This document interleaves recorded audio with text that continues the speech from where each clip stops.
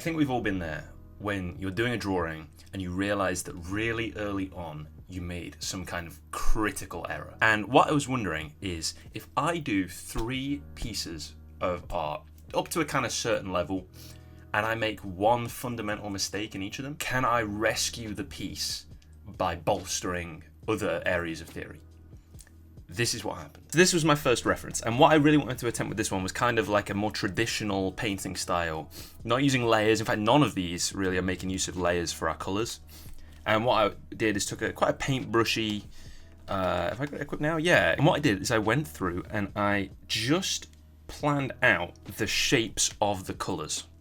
Completely ignored form and completely ignored perspective. Now, we're kind of granted a bit of leeway in the fact that just by mapping out all the colours, I'm using the reference, and the reference has perspective baked into it because it's a photo. What I would have liked to have done ideally is planted a vanishing point right there and then used that for all of these straight lines. So for example, the kind of trend that the edge of the kind of damp part of the sand, I suppose, is following, we could have used that for the edge that's following, and we could have radiated out that way for this. It wasn't necessary, but it's particularly in a drawing that would be making use of, this is just a 1-point perspective, it's all kind of flowing to this point.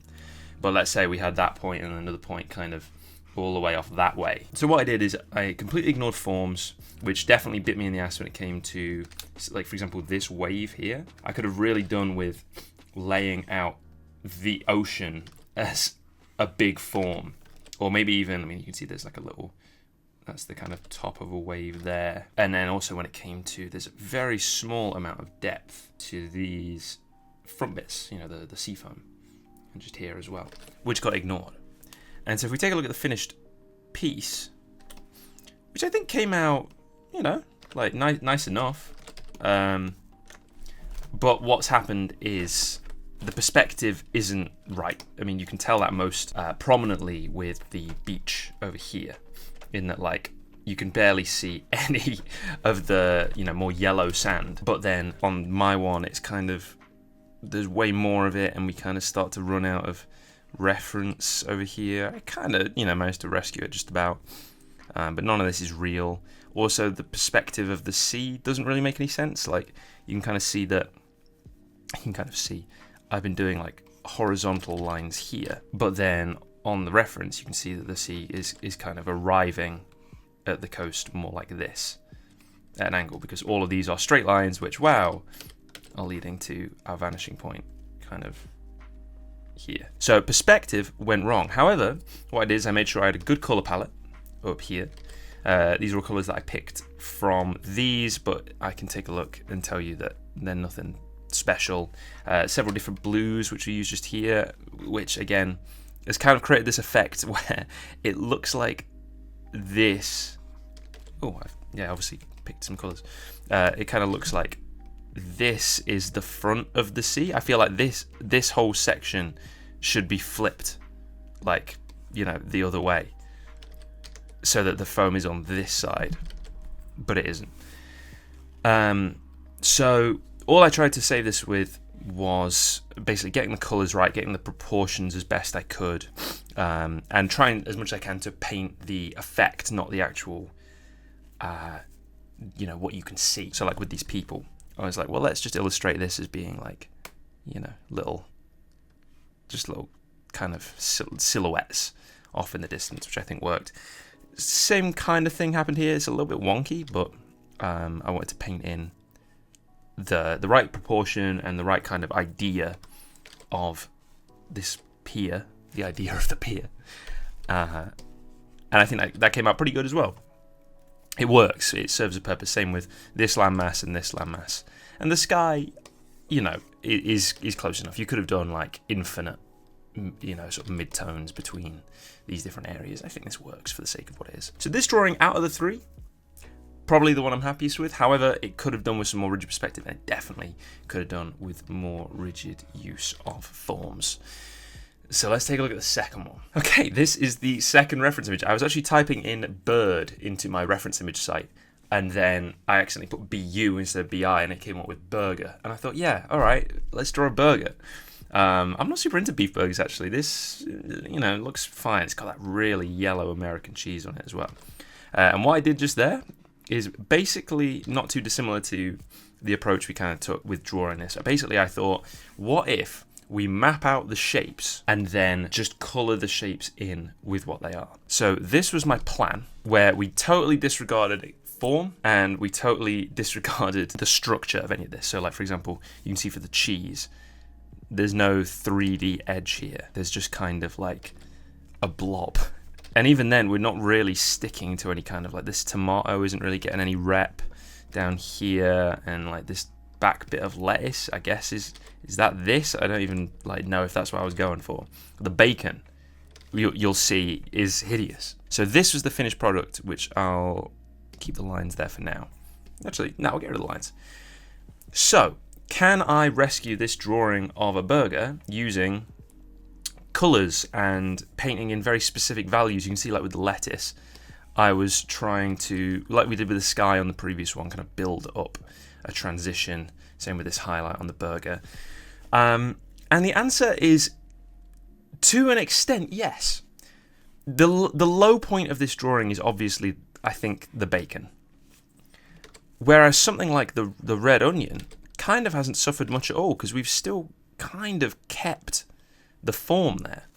And then what I wanted to do is, if I can retroactively, we may not have planned the cheese to be 3D, but if I kind of add in a shadow there and a few highlights, same with the bun up here, kind of adding this highlight up here, can we start to retroactively build that in? And the answer is, we may have rescued the drawing, but at what cost?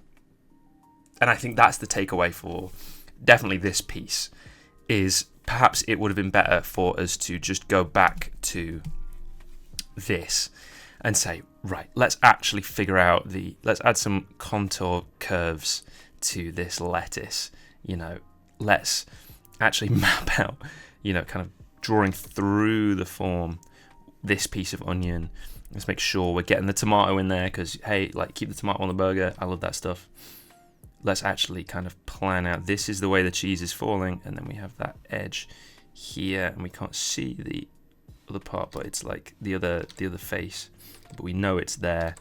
And what that would do is create probably a much messier line layer, but it would act as a much more rigorous plan, which we could then go back and redo the lines once we have this. Was this a success? I think it was a success in rescuing it, but I think in this drawing in particular, it probably could have benefited from going back to the planning phase to actually be made good. Okay, so this is our final reference. Now, I have never drawn a horse in my life, except for Ponyta and Rapidash and any of the other horse Pokemon. I've drawn all the Pokemon. But I thought, let's have a go at drawing a horse with no knowledge about horse anatomy, other than one thing. And that's really thrown me off. And gesture. Let's just kind of do whatever for our gesture pass and see if we can rescue it by using better 3D forms. There's not much perspective going on in this, but let's paint the full thing. Let's paint the background in there. Let's make kind of illustrative and creative use of colors and see what happens. What I wasn't concerned about was things like texture. I just wanted to sell this as a horse, which is, well, they do it like farmers markets and stuff, isn't it? Maybe. This one definitely came out the most interesting. I did a line layer. This was my horse gesture / anatomy. You can see I've kind of paid homage to some S curves down here. There's an S there. Kind of a widened out C. Well, actually, it's more of an S, doesn't it? Because it bends around here.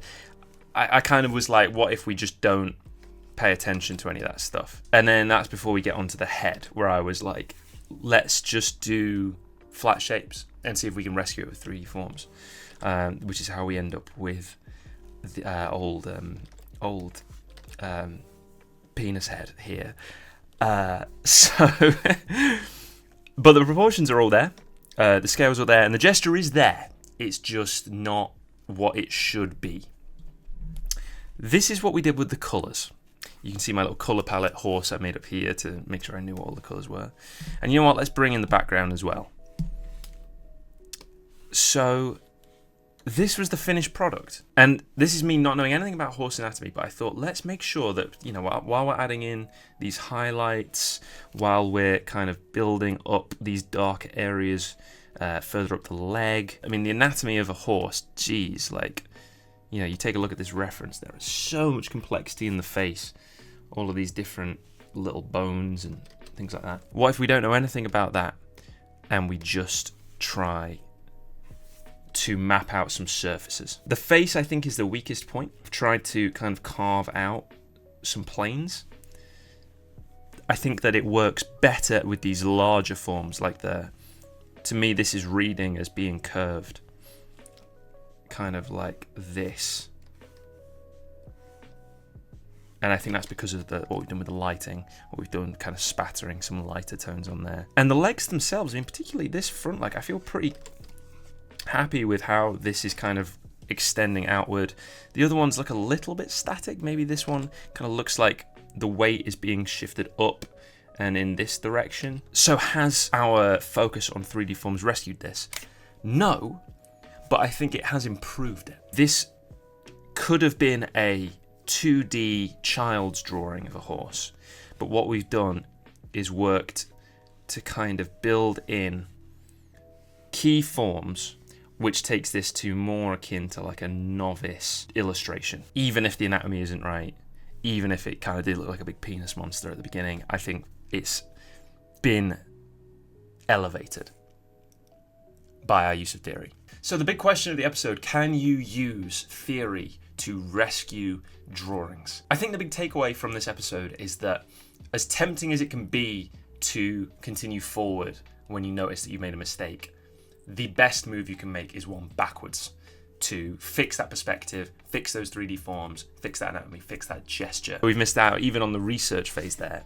There could have been a lot more work put in, but pressing onward can help improve your drawing, but it cannot help save your drawing. Thanks for watching, everyone. You can also check me out over on Twitch, where I stream my art journey, and you can follow along and learn along with me over there. Link is in the description.